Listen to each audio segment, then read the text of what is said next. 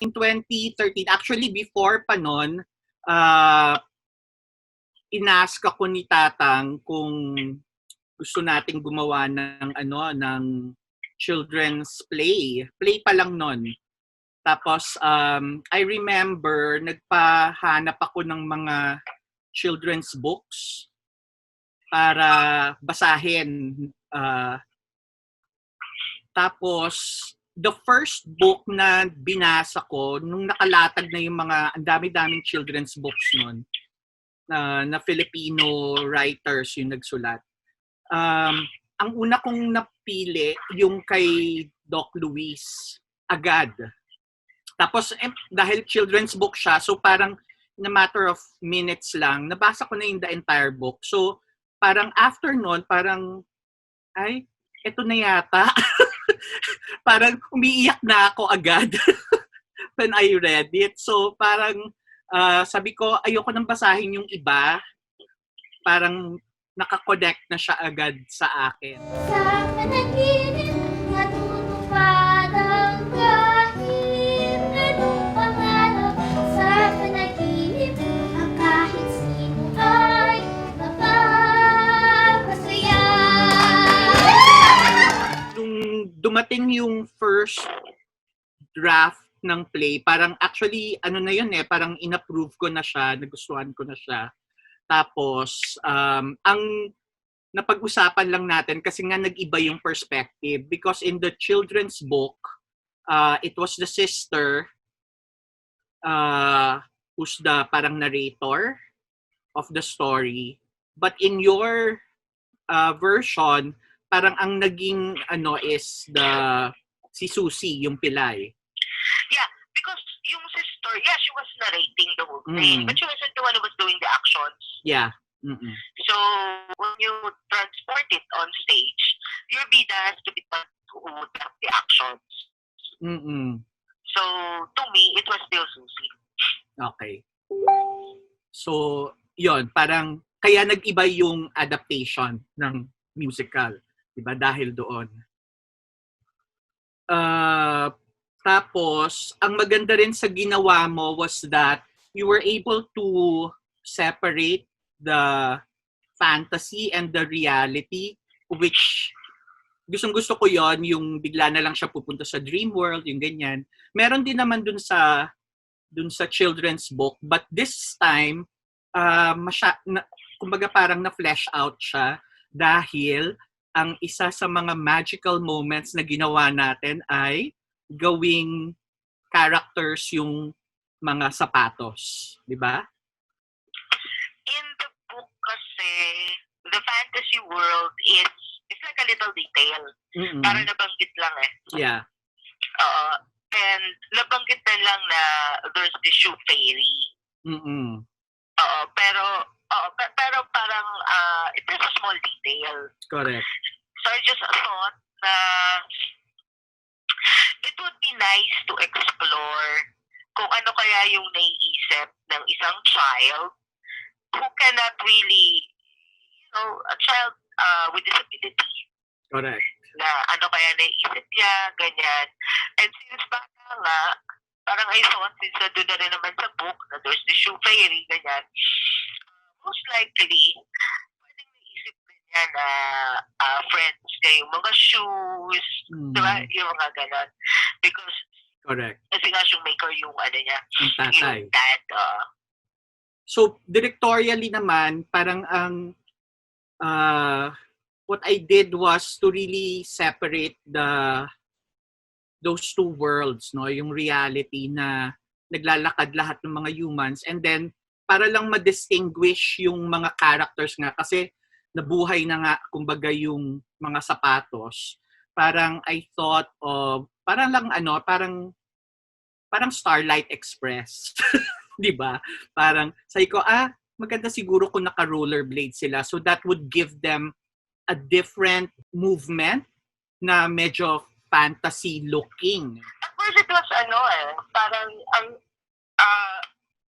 the character of the child, mas madali ko siyang kumbaga nabuo, no, in my mind. Mm-hmm. Siguro kasi kumuha din ako ng children, naghanap ako ng mga bata Okay. Ang nahirapan ako was dun sa dad. Dahil? I could not fathom.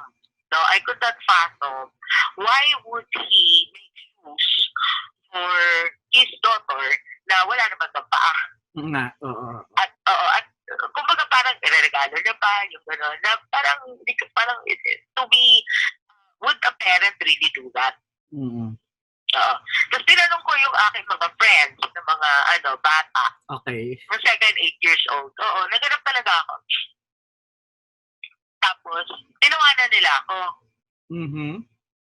Oo, kasi nga, parang, baka ba't ako bibigyan? So parang, oh my God, pareho ko mag-isip yung mga bata. So, tuwa ako. Mahal mo kabiyak, upang ako'y maalala sa bawat pagpatiyak. It was also the only thing that he could give her. Mm. Na parang yun talaga yung skill niya eh. Diba? Yeah. Showmaker siya talaga. So, parang masakit din sa kanya na the one thing that he does best and the one thing which he can gift her with, yung the best gift that he can give her, the material, he also couldn't give her because of her condition. Yeah. But at the same time, I was also thinking, di ba ganun din naman na even if you have something which you can do and it is the one thing that you would want to give yung minamahal mo, kahit na alam mong pwedeng hindi tanggapin or hindi naman magagamit, you'll still do it eh. Ay matiyak sa iyong 12 kaarawan, sungkit mo ang aking katiyanang ibigay. Yung mga sapatos, syempre hindi sa isa rin, di ba nagkaroon ng personality? Correct. Oo, syempre yung nakakaloka lang doon kasi isang dosena sila. Oo. So parang kailangan ko ng isang dosenang tao. Yeah. Diba? Para isipan din sila ng iba-ibang Personalities. Yes, no? Tapos, of course, iba pa yung shoe fairy, and then you have the mother, and then you have the sister. Yeah. So parang parang the challenge was that supposedly it was a simple short play lang, diba? Oo. Kaya lang, dahil nga nagkaroon ng isang dosena kaagad na characters, plus yung mga main characters pa. So, sa akin, yun yung difficult kasi nga I would have to think, diba, of all of these characters. Correct. Na individually. Naging personal siya for me. Yun yung naano ko dun sa play na, the musical version na. It was, I had to do it in such a way that kung hindi magiging personal sa akin itong play na ito, hindi siya mag-work, I guess, because it's an hour lang siya eh, di ba? Nung tinime yung buong play, parang 1 hour lang siya. So diba? It's just a short play. Oo, it's really packed. Tapos, sung through pa siya. So, parang hindi ito mag-work kung there's nothing to invest na sarili, no? Dahil nga I'll be mostly working with the actors. Kaya nag-focus ako dun sa love nung tatay kay Susie. I think directing this production was one of the napaka-cathartic for me because of that love, no? Yung napaka-unrequited na love. Yung Sandosenang kasi parang, yun nga, di ba, it's a simple story, ganyan. Na, as an artist, I have to, number one, keep in touch with my innocence. Yeah. Oo, kasi di ba, very innocent yung child, ganyan. Even yung sister, Di ba, yung parang, wala sila masyadong angst. Correct. Diba? Tapos, at the same time, I also knew beforehand na ito talaga ay ang target nilang audience for this ay yung mga bata. Mm-mm. So parang yung challenge sa akin was how to communicate with children. Yeah. Diba? Na hindi naman yung kapag sinabing children ay ay parang tabula rasa. Diba? So parang sa akin, it was really more of kilalanin yung pag-iisip, Yeah. yung pagkatao, and most especially yung pagtingin ng bata sa buhay o yung sinasabing pananaw mundo ng bata. Yeah. Na it enriched me as an artist kasi nga iba yung lente na ginagamit ng bata kaysa sa matanda. Yeah. It wasn't originally na sang-through, di ba? Yes. Oo. Parang I did not write it na sang-through. Correct. Meron tayong Jed Balsamo. Oo. The genius. Meron tayong the genius Jed. Oo. Na gusto pahirapan ng sarili. Correct. Actually, lahat naman tayo, parang pinahirapan lang natin yung sarili natin with this very short play. Kasi nga, it's really short. So parang, sige, gawin na natin yung the most challenging things that we can do with rollerblades on a very small space na ganun lang tapos parang almost like in the round siya dahil may audience ka almost on all sides. Tapos may musicians ka dahil live siya. Siyempre, di ba, ang maestro. Oo, at the helm. Tapos, of course, yung composer. Yeah, si Noel Cabang. Yes, I remember nung first time. Na he demonstrated. Yeah. The first song. Nakakatuwa lang nun kasi parang, oh my God, para akong hinaharana ni Noel Cabang. Oo, di ba? Kasi, di ba biglang kumuha siya ng gitara? Correct. Tapos ibang sabi niya, oh ma'am, eto pakinggan niyo, okay na ba to? Parang feeling ko, ay, eto pala ganda yung feeling. Nakakatawa. Oo, nakakaaliw yun because when he came in sa office with his guitar, parang it wasn't really finished yet, but he was able to explain kung saan niya nakuha yung inspiration niya. Parang, I remember it was Rainbow Connection, the song, right? Oo. Parang sabi niya, parang si Kermit, yung Kermit the Frog version, parang sabi niya, gusto kong i-pattern parang ganon. So, nung nag-pluck na siya ng gitara niya, parang, oh my God, yan yung gusto ko. Sabi ko, parang nakuha niya agad, no? And that became the inspiration for Jed to compose the rest of the songs. The rest of the songs. Kumbaga naging foundation yung ginawa ni Noel Cabangon na melody, no, for the entire musical.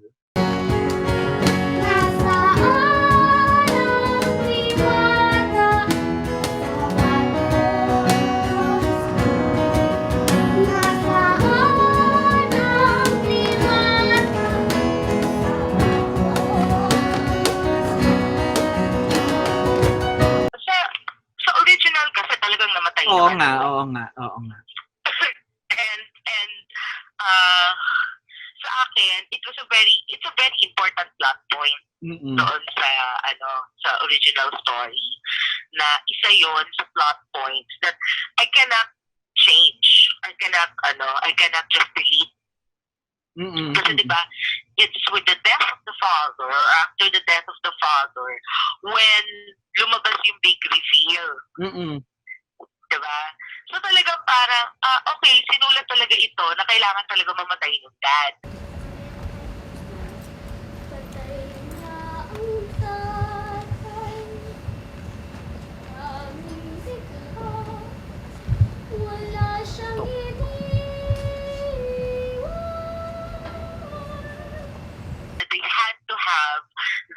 final dance. Yeah. Diba? Na in Susie's fantasy world, diba, doon she has feet, friends niya yung mga shoes. Yeah. Diba? So, finally, merge at some point yung fantasy world niya and her reality. Yes. Na kung saan, yes, the shoes are still there because madidiscover na ginawan pala siya ng sapatos ng dad niya. So the shoes are still there in reality and they're still there in her fantasy. The shoe fairy is still there. But ang kakaiba na, the love of the dad now struggles between fantasy and reality. Yeah. Kaya meron silang pa-dance. So I thought, that's kind of hopeful. So it doesn't sugarcoat the reality of death, diba? But it gives us a lot of hope regarding the reality of life. Hirap na hirap akong i-design yung set nito kasi nga parang, oh my God, paano yung neutral space na ito na kailangan nakakatawid agad yung reality at saka yung fantasy world. Diba? Saka ang bilis diba? Bilis, walang cut. Tapos musical pa ni Jed na song through. Parang ilang bars lang mag-shift na into a new world, diba? So parang one time I woke up, nagtatali ako ng ng sapatos ko. Oo. Wow. Tapos doon ko na nakita. Doon ko nakita yung shoestring. Kaya yung set is parang an inspiration nung shoestring. So doon ako nag-base. Tapos para na rin siyang yung ramps ng pag nagsi-skate, nag-roller skates. So yun yung mga naging parang inspirations. Tapos even with the movements of the actors, there was always that conscious effort for me to yung pagtawid, yung tumatawid, nagko-cross, tapos magkikita sa gitna, parang ganon. Kaya there was this scene na parang namatay na yung dad, nagkita na sila finally, tapos blurred na yung reality saka yung fantasy, and then I have to have that moment in that song, in that last song, na magyayakapan sila. And then yon, parang nakaano yon sa music ni nakaplastado yun sa music ni Jed. Parang sabi ko, Jed, saan aakyat yung nota na to? Tapos parang kailangan ko na dun sila mayayakap. And yon, sinabi niya sa akin yon, and then sige, gawin natin yon. Tapos yun yung final, parang before the dad says goodbye to the daughter.